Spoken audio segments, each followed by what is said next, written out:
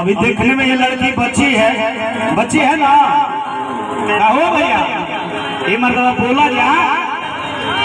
ये लड़की देखने में तो बच्ची है लेकिन पता नहीं बच्ची है कि नहीं बच्ची है।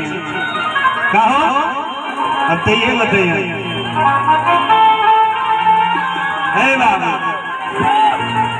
बाबा देखिए मेरा कहते हैं कि सही है जी रोरा काहे के करौने की जब दिल्ली जाए के रहे कौना भाव कहते हैं ओकरा पहले वो शेर रही कि बिना करैल के चांद ना होला और बिना सूरज के ना होला कि प्रेमी कतनो पुरान हो जाए बाबा बाकी प्रेम पुरान ना होला। अच्छा जीवन में केकरा प्यार प्यार प्यार भइल रहे तनी एक बार हाथ उठावे के भैया तनी अपन मोबाइल पीछे कर जाओ ईमानदारी से भैया अपना मेहरारू के क्रिया की ना उठाई बोलो जेकरा भी प्यार भइल होते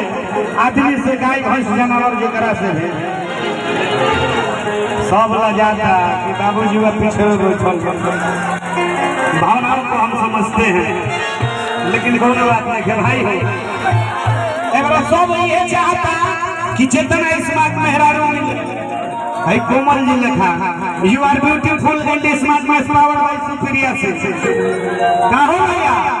केकर बियाह ना के भाई ईमानदारी से हाथ उठाओ तो भैया ईमानदारी से जेकर बियाह ना के भाई देखो बाबा के 70 बड़ी उम्र होके जा रहा है वो के हाथ उठा ले बनी वाह बहुत खतरा है कोमल जी टुनटुन भैया बड़ी खतरा बा कैसे कहे कलाकार सब लड़के ये चाहता है जितना स्मार्ट मेहरारू मिले लेकिन हमारा पूर्वक लड़का बा जो दाढ़ी बढ़ा के समर किए पर काम खींच देता टुनटुन भैया ऐसे कि जे चीनी उहे महीनी ऐसे बुझे के बाबा बुआ रे लड़का कहता गोरकी से बड़ी खतरा बा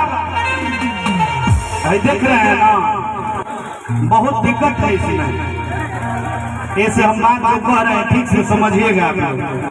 कैसे जोनो बेरोजगारी भत्ता मिलता हमारा बलिया में अखिलेश यादव जितेंद्र निहार वो बेरोजगारी भत्ता बंद हो गया कैसे की सरकार में ऐसे हमार बात मानो लो तो सीधा सीधा बात सुनो लो अरे की है गोरकी से बढ़े खतरा अब ले ले कहीं जान तो निकासा कितनी कैसा भैया अरे की गोरकी से बढ़े खतर ले ले कहीं जान तो निकासा तो निकासा तो निकासा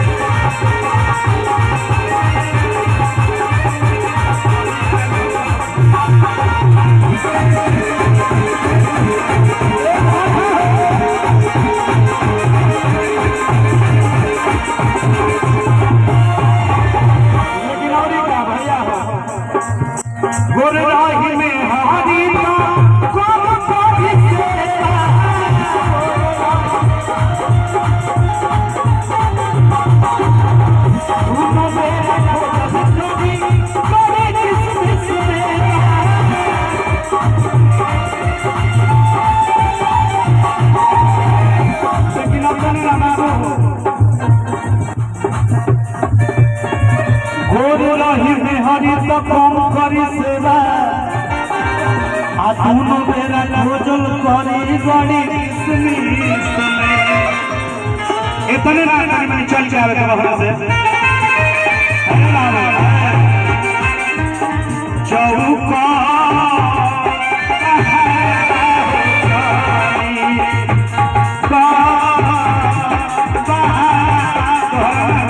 कोमल जी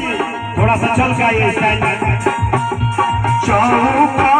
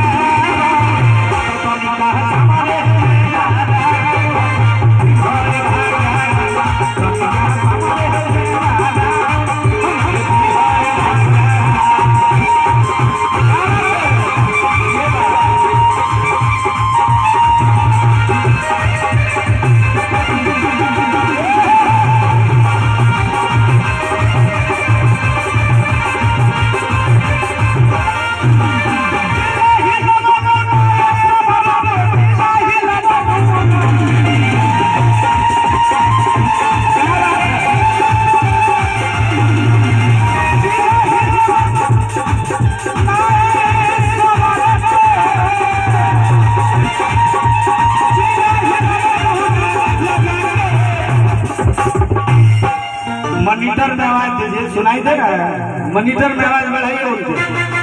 क्योंकि कान में सुनाई नहीं देगा तो मामला गड़बड़ा जाएगा। भोजपुरिया में देखिए भैया पावर ब्रेक लगेगा, पावर ब्रेक ऐसा के भले रोड पर खोड़ दो लेकिन जगह ना छोड़ो। ऐसे मॉनिटर में बढ़ाइए, सुनाई दे रहा है आपको? और थोड़ा सा ढोलक को बढ़ा सकते हैं आप, वो है भैया।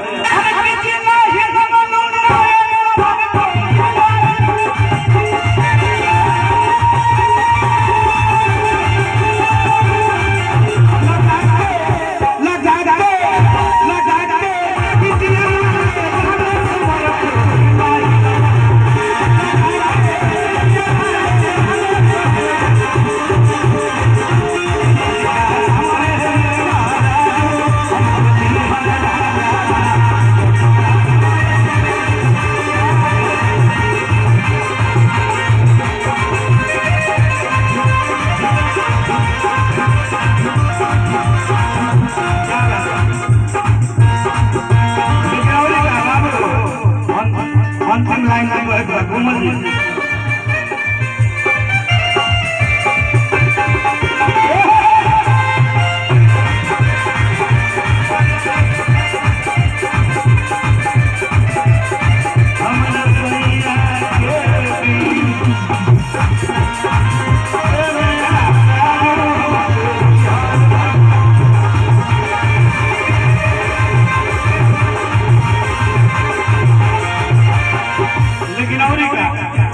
एवरा जितना भाई लोग बैठल बा सब चाहता के समाज में हेरारू मिले सब बात से को रमी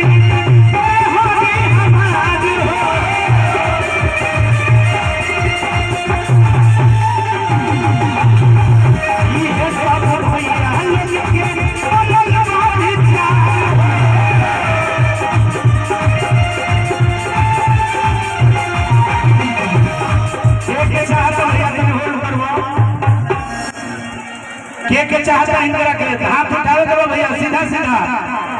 देख लो मार कबल न खड़ा कइले रहलो त और दुइये गो हम की बात हम और का कर अरे के सब बता से को मिल में हरी हमार हो ए जे कहला कोनो बात में गुरूर ना कइल जाला आई है सब भैया लोग के बनल बा विचार हो कैसे इस सबका से गोर मिल में हरी हमार हो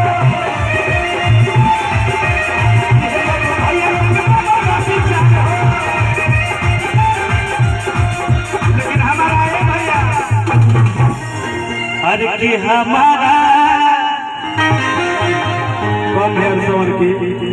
हे सवर की पाते वैसा लगता जोड़ी भैया तने हाथ उठाओ लो हमारा खातिर कम से कम एक नंबर बनो तो बाजा बाज जाओ लगन में तो तनी ताली बजा के बता देना जवाब अरे कि हमारा सवर की पूरा यार बिना कोनो